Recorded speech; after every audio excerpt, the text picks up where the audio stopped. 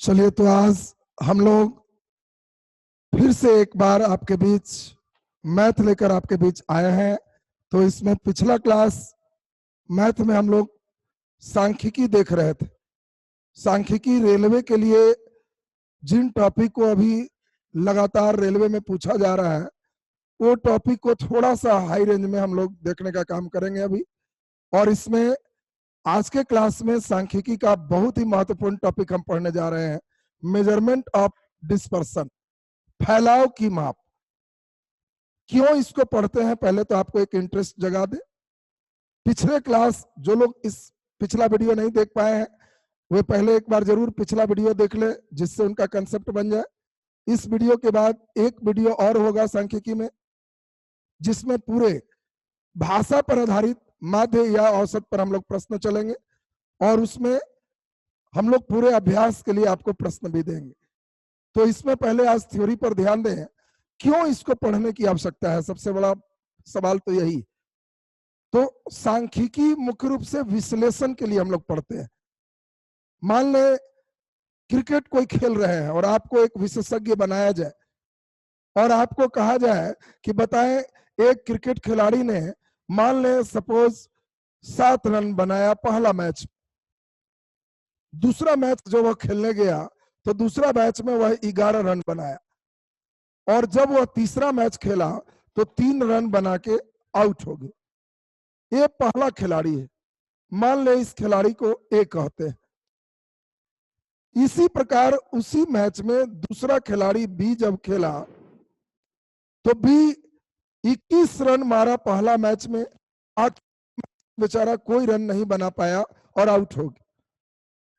तीसरा मान ले सी खिलाड़ी है और तीसरा पहला जो मैच खेला 15 रन बनाए, दूसरा मैच खेला तो 4 रन बनाए और तीसरा मैच खेला तो ये 2 रन बनाए। अब सबसे मुख्य बात जो हम लोग सीखेंगे वो हम लोग ध्यान दें। यदि आपको अब कहा जाए कि इन तीनों में किसी एक खिलाड़ी को ही चुनना है, बताओ किसको चुनोगे। 3 में से जब एक खिलाड़ी के चुनने की बारी आएगी कि बाकी 2 को रिजेक्ट करना है, तो आपसे हम ही पूछते हैं कि एक खिलाड़ी पहला मैच में 7 रन, दूसरा मैच 11 रन, तीसरा मैच 3 रन लगा रहा है, दूसरा खिलाड़ी 21-0-0 है और तीसरा खिलाड़ी 15-4 और 2 है। आप तीनों में किसको वरीयता देंगे, प्रेफरेंस देंगे, कौन अच्छा रहेगा। अगर आप माध्य की बात करते हो तो सबको जोड़ो गिन के भाग, तो 11 और 7 18 और 3 21 में 3 से भाग दोगे तो इसका एवरेज भी 7, इनका निकालोगे तो ये भी 21/3 एवरेज 7 है, इनका निकालोगे तो ये भी एवरेज 21/3 यह भी 7।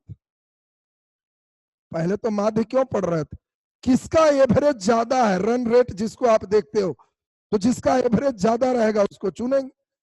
लेकिन आज उसकी टफ जोन चल रहा है, तीनों का एवरेज समान है, तब किसको प्रेफरेंस देंगे। अब इन सवालों के जवाब के लिए आपके मन में लग रहा होगा कि भाई तीनों तो सवाल है समान, जब मीन बनाया है किन 2 को हटा दें।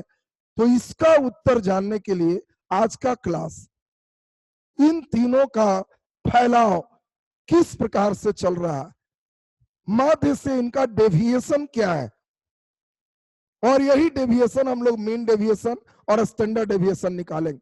चतुर्थक विचलन भी होता है जो हम लोग मुख्य रूप से बीपीएससी के मेंस वगैरह में जो पूछे जाते हैं, वहां पे इसको 2 इसमें और बढ़ जाएगा। आप लोग को रेलवे के लिए बहुत पर्याप्त जोन है, मुख्य रूप से रेलवे में जहां प्रश्न रहते हैं आपको रुकावट देंगे तो वहां पे आपको काफी आनंद आएगा कि आसानी से प्रश्न बना पाएंगे। रेलवे में अगर रेलवे के लिए केवल ओनली पढ़ने की बात है तो आप केवल परिसर पर ध्यान दे देंगे और एक प्रसरण और स्टैंडर्ड डेविएशन के बीच संबंध पर ध्यान दे देंगे, इसी से प्रश्न आपके बन जाएंगे।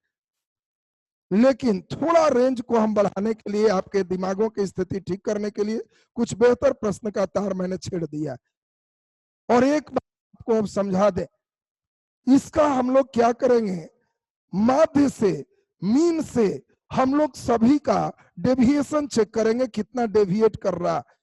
और फिर माध्य से भाग लगा देंगे तो इससे कोफिशिएंट निकलेगा, गुणांक निकलेगा, और जिसका गुणांक जितना कम होगा वो व्यक्ति उतना ही अच्छा खिलाड़ी माना जाएगा, और उसी को हम लोग चुनेंगे। तो अभी तो इसको हम लोग होल्ड पे डाल देते हैं, अंतिम में देखेंगे किनको चुना जाए।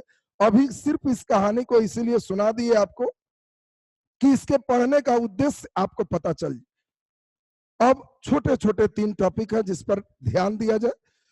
पहला नाम है परिसर, इसको रेंज कहते हैं, रेलवे का एक फेवरेट टॉपिक।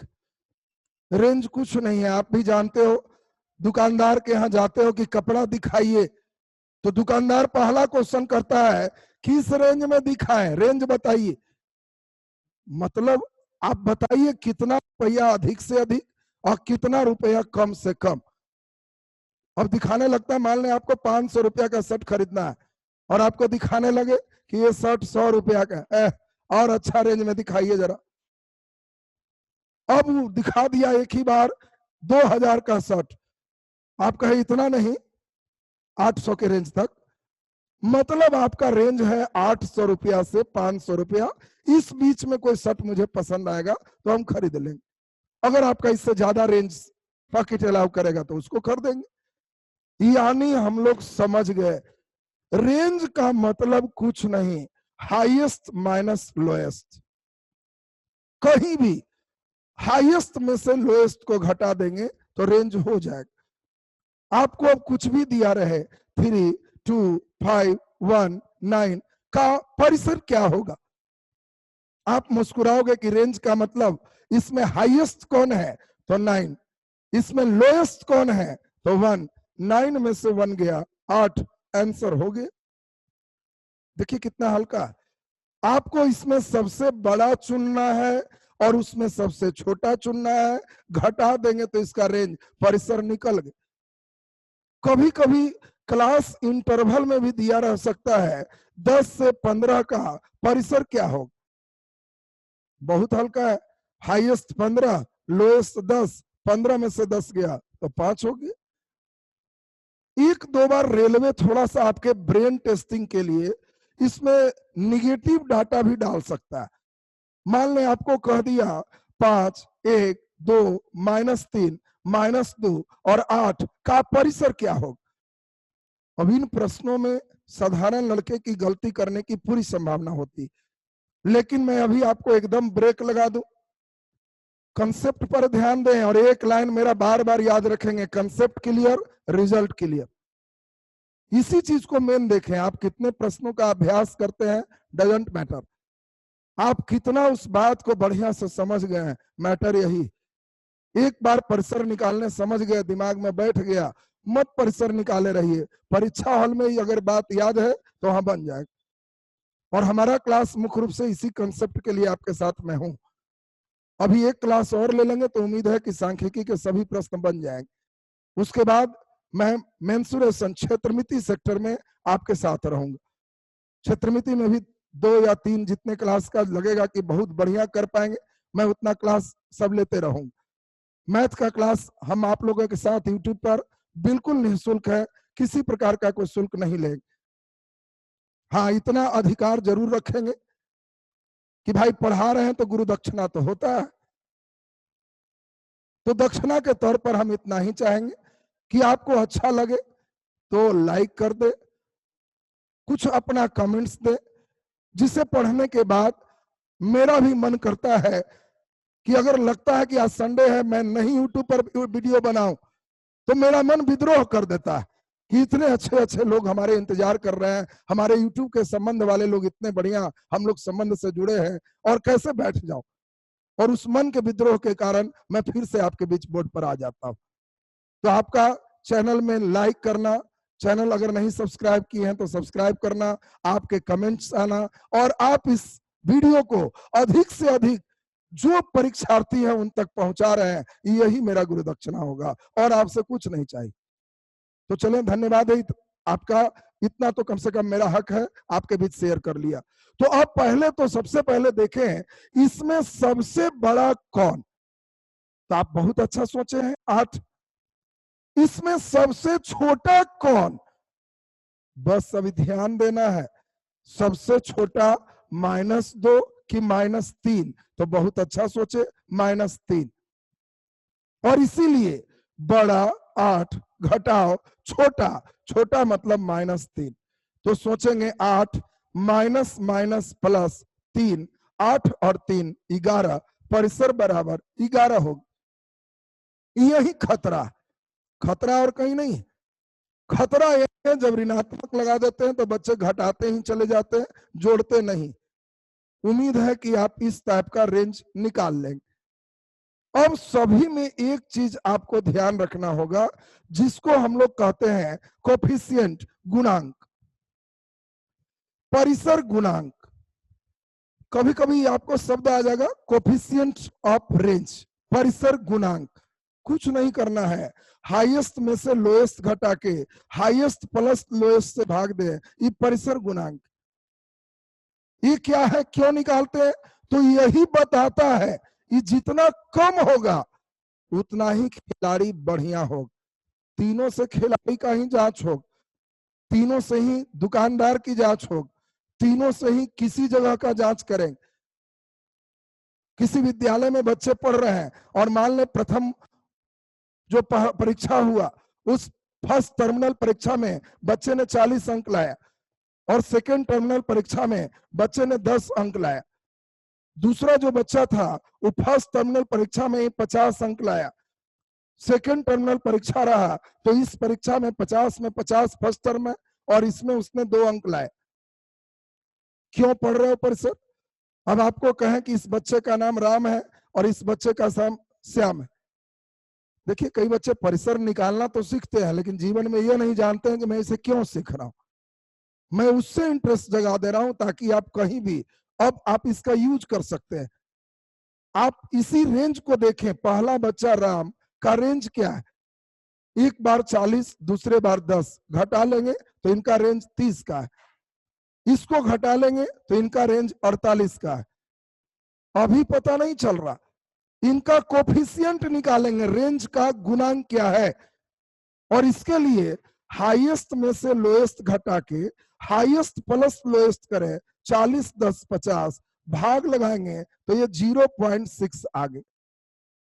जब दूसरे बच्चे का चल रहा है तो ये 48 में दोनों को हम भाग लगाएंगे तो 50 और 2 52 हो गया। ये 0 पॉइंट आप देख पा रहे हैं, मान लो पॉइंट दिए तो 0 होगी, तो ये लगभग 9 के आसपास आ जाएगा।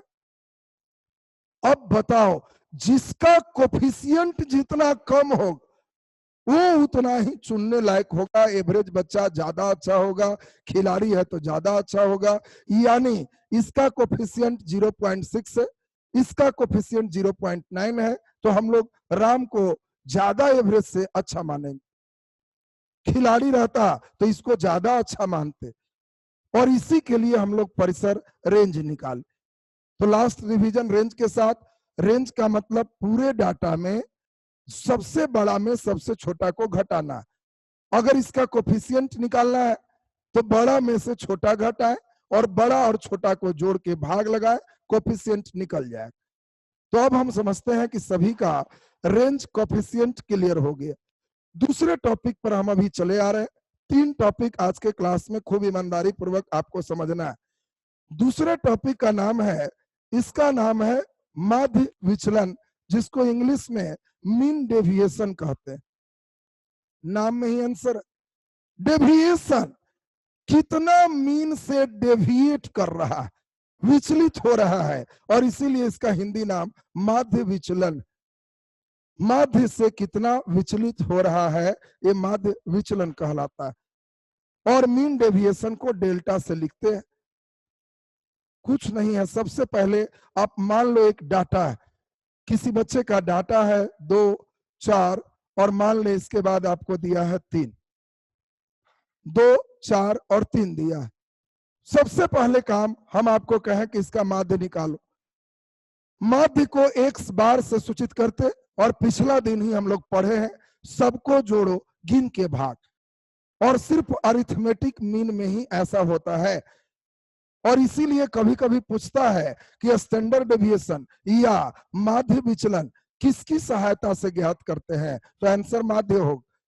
माध्य में भी चॉइस देगा, समांतर माध्य, हरात्मक माध्य, गुणोत्तर माध्य, तो आंसर समांतर माध्य होगा। और सबको जोड़ो, 2 जोड़ 4 जोड़ 3 बटा गिन के भाग 1 2 3, तो आप समझ पा रहे होगे x बार का मान 4 और 3 7 और 2 9 बटा 3, तो हमारा 3 आ गया। इसका मतलब माध्य 3 है और यह खिलाड़ी पहला गेम में 2 रन, दूसरा में 4 रन, तीसरा में 3 रन बनाया। तो आखिर माध्य से डेविएट कितना किया? इसके लिए एक मजेदार बात आपको बता दूं। पहली बात तो आप सभी लोग याद कर लें, माध्य से किसी भी आंकड़ा का विचलन का जोड़ 0 होता है। आप किसी भी डाटा में माध्य से उसको जोड़ दोगे घटा करके तो योग 0 हो जाएगा। आप चेक कर लो, 2 घटाओ 3, 2 में 3 को घटाए, दूसरा डाटा 4 घटाओ 3, तीसरा डाटा 3 घटाओ 3, माध्य से सबको विचलित करके और जोड़ दी। बोलो 2 में से 3 गया तो -1, 4 में से 3 गया तो 1, 3 में से 3 गया तो 0, ये भी कट के 0 होगी। और इसीलिए इस ऑब्जेक्टिव को ध्यान रखें, पूछेगा कि किसी भी आंकड़े का माध्य से विचलन का जोड़ क्या होता है, तो 0 होता है। लेकिन अब यहां पे कहता है कि हम लोग को ऋणात्मक साइन को छोड़ देना है, मोड़ लेना है। जो डाटा आपको दिया गया है, मान ले x, इसमें x बार जो माध्य लाए हैं घटा दे और इसके मोड की कल्पना करें, पॉजिटिव वैल्यू ले और इन सभी को जोड़ के कितने डाटा है इससे भाग लगा दे, तो इसी को मीन डेविएशन कहते हैं। और डेविएशन को डेल्टा से लिखते हैं, कितना विचलित हुआ है, ये डेल्टा है। तो अब बताएं हम लोग कैसे निकालेंगे, अभी आपको समझा लें। 2 4 3 का हम चल रहे थे, बताइए 2 4 3 का माध्य हम लोग 3 निकाल ली। अब आपको कहे माध्य विचलन बताओ डेल्टा क्या होगा, तो बताए सबसे पहला काम 2 में 3 को घटाएं, लेकिन इसको मोड में सोचे, पॉजिटिव वैल्यू सोचे। फिर 4 में 3 को घटाएं, पॉजिटिव वैल्यू सोचे, 3 में 3 को घटाएं, पॉजिटिव वैल्यू सोचे, कुल आंकड़ा 3 है, 3 से भाग लगा। बताइए 2 में से 3 गया -1, -1 का मोड 1, 4 में से 3 गया 1, 3 में से 3 गया 0 बटा 3, मतलब 2 बटा 3 इसका माध्य विचलन है, ये आंसर होगा। और यदि माध्य विचलन में नीचे माध्य से भी भाग दे दें तो इसको हम लोग कोफिशिएंट ऑफ मीन डेविएशन कहते हैं। और जिसका कोफिशिएंट जितना कम होगा वो खिलाड़ी उतना अच्छा होगा। यानी पिछला प्रश्न जो आपको 3 खिलाड़ी दिए थे, आप सबका पहले माध्य निकालेंगे, तीनों को माध्य से घटा के जोड़ेंगे मोड के साथ, 3 से इसमें भाग लगाएंगे तो आपको निकल जाएगा माध्य विचलन। और माध्य विचलन के बाद अगर उसमें माध्य से भाग लगा देंगे तो कोफिशिएंट ऑफ मीन डेविएशन हो जाएगा। और जिसका कोफिशिएंट जितना कम होगा वो उतना ही अच्छा होगा। हम चाहते हैं एक उदाहरण और कर ले ताकि जिनको कोई कंफ्यूजन रहे एकदम दूर हो जाए। जैसे हमारे साथ खूब ईमानदारी से समझेंगे। 1 4 मान लीजिए आपको दिया है 5 और 2, 1 4 5 और 2 का माध्य विचलन और कोफिशिएंट ऑफ मीन डेविएशन ज्ञात करें। सबसे पहला काम हम लोग x बार निकालेंगे, सबको जोड़े गिन के भाग, तो 5 2 7 4 11 1 12 बटा गिन के भाग तो 4 से भाग आ गया 3। मीन डेविएशन को डेल्टा से लिखते हैं और वैल्यू निगेटिव छोड़ते जाना घटा घटा के। 1 में से 3 गया -2, लेकिन 2 लिखेंगे, जोड़ 4 में से 3 गया तो 1, 5 में से 3 गया तो 2, 2 में से 3 गया तो -1, लेकिन 1 लिखेंगे। और कुल डाटा 1 2 3 4 से भाग लगा देंगे, हो गया मीन डेविएशन। अब आप बताओ डेल्टा बराबर 2 1 3 2 5 1 6 बटा 4, 2 से 3 बार 2 से 2 बार 3 बटा 2 इसका मीन डेविएशन है।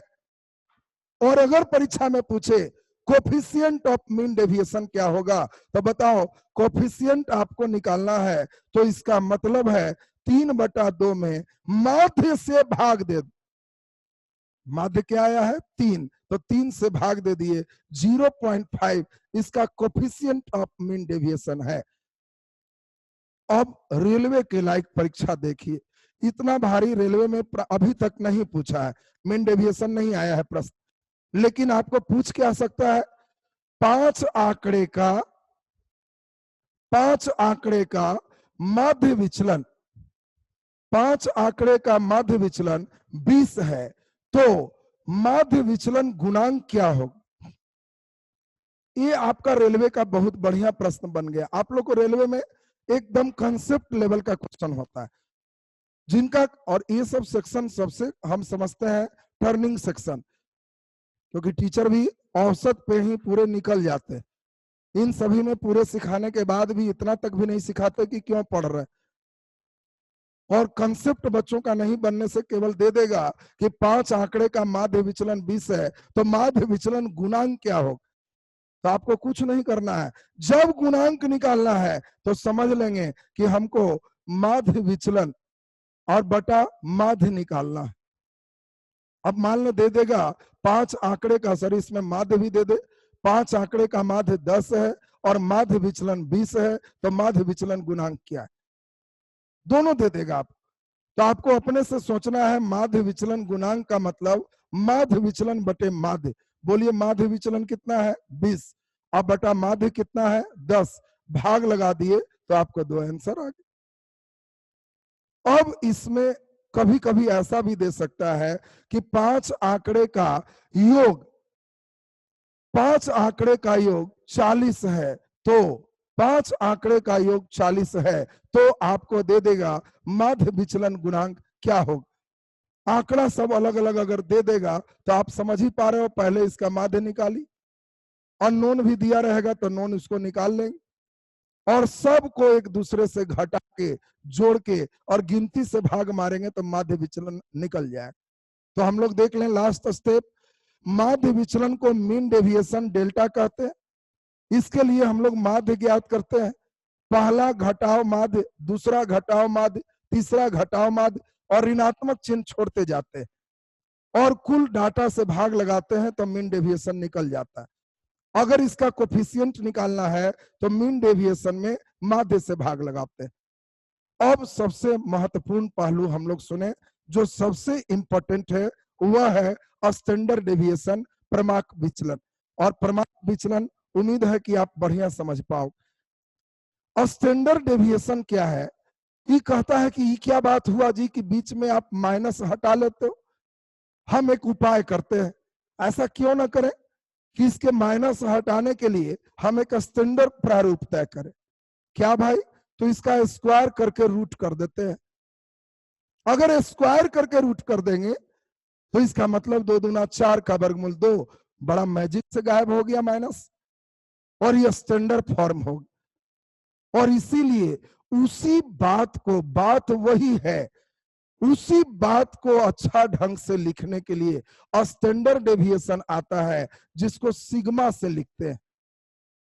और फिर वही है, सिग्मा बराबर इसमें रूट लगाते हैं और अपने से सबको जोड़ते हैं, x माइनस एक्स बार के स्क्वायर को अब बटा n करते हैं। अपना मन से आपको ध्यान देना है कि इसमें पहला घटाओ दूसरा जो माध्य है उसका स्क्वायर करना है और कुल गिनती से भाग लगा के इसका रूट कर देना। यानी इसमें बात कहता है कि निगेटिव वैल्यू को स्क्वायर कर दो, पॉजिटिव हो जाएगा, और रूट लगा दो तो स्टैंडर्ड डेविएशन निकल जाएगा। जैसे एक प्रश्न हम बना रहे, आपको चूंकि रेलवे में केवल जो डाटा पूछते हैं अवर्गीकृत का पूछता है, इसीलिए केवल अवर्गीकृत चल रहा है। बीपीएससी बैच के लिए अलग से स्टैट जब हम पढ़ाते हैं तो उसमें फिर सभी वर्गीकृत अवर्गीकृत सभी डाटा के सभी चीज निकालना पड़ता है, वहां पर ही फॉर्म थोड़ा सा बढ़ जाता है, लेकिन आप लोग को उतना फॉर्म का भी आवश्यकता है नहीं, इसलिए जितना जरूरत है उसमें हम कर रहे। दूसरा एक सबसे महत्वपूर्ण बात जो रेलवे के लिए आपका, ये सबसे महत्वपूर्ण है। इसी को प्रसरण वेरिएंस कहते हैं, सिग्मा स्क्वायर वेरिएंस। प्रसरण सिग्मा स्क्वायर, रूट हटाएंगे तो सिग्मा स्क्वायर, और सिग्मा स्क्वायर को प्रसरण कहते हैं। और रेलवे का जब आप क्वेश्चन बैंक उठाओगे तो बड़ा मजा आएगा, कोई भार ही नहीं। आपको क्या कहेगा, प्रसरण का मान 12 है तो स्टैंडर्ड डेविएशन क्या होगा? बोलो, प्रसरण 12 है तो प्रसरण का मतलब स्टैंडर्ड डेविएशन का स्क्वायर, तो स्टैंडर्ड डेविएशन क्या होगा? √12 आंसर होगा। कभी कभी तो इतना हल्का हल्का प्रश्न पूछता है, दे देता है कि यदि मानक विचलन 4 है तो प्रसरण क्या होगा? मानक विचलन 4 है तो प्रसरण क्या होगा?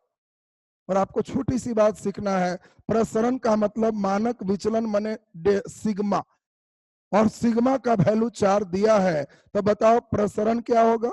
सिग्मा का स्क्वायर, 4 का स्क्वायर करोगे 16, आंसर हो जाएगा। ये रेलवे का सबसे क्वेश्चन, मैं इसको भी निकालना सिखा दूंगा, लेकिन आपके लिए रेलवे अगर सीखना चाह रहे हो तो ये सबसे महत्वपूर्ण। इसको फिर से एक बार हम समझा दे। सिग्मा इसको पढ़ते हैं कमजोर लड़के, ध्यान देंगे, और इसी को हम लोग कहते हैं मानक विचलन या प्रमाप विचलन, और इसको स्टैंडर्ड डेविएशन कहते हैं। और इसी में रूट हटा के स्क्वायर कर दे तो इसको वेरिएंस प्रसरण कहते हैं। मतलब कितना हल्का है। आपको कह दे कि यदि प्रसरण का मान 36 है तो स्टैंडर्ड डेविएशन क्या होगा? हो गया। प्रसरण बराबर फॉर्मूला क्या होता है? स्टैंडर्ड डेविएशन का स्क्वायर, और प्रसरण का मान 36 है तो स्टैंडर्ड डेविएशन का स्क्वायर, तो स्टैंडर्ड डेविएशन √36, आंसर 6। बस निकालना सीख गए।